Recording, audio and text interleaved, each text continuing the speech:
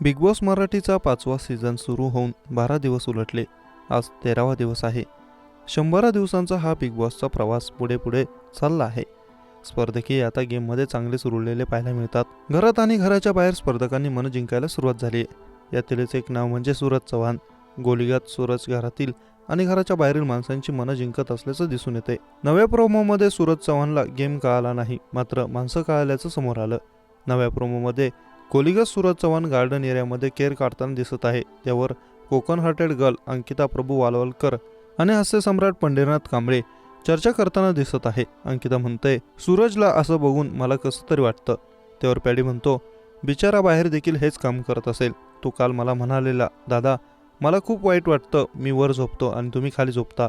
त्यावर अंकिता म्हणते, सूरजला गेम कळला नाही पण माणसं कळली. टिकटॉकचा पहिल्या 10 स्थान मिळवणारा स्टार गोलीगत सूरज चव्हाणचं नेटकऱ्यांकडून चांगलंच कौतुक होत आहे. टिकटॉकचे रेकॉर्ड मोडणारा अस्सल मराठी मातीतला स्टार म्हणजे सूरज चव्हाण आता बिग बॉस मराठीचं घर देखील गाजवत आहे. दरम्यान बिग बॉस मराठी 5वा सीझन चांगलाच गाजतोय. लय भारी होस्ट रितेश देशमुख आणि स्पर्धकी एकापेक्षा एक वरचढ असलेले दिसत आहेत.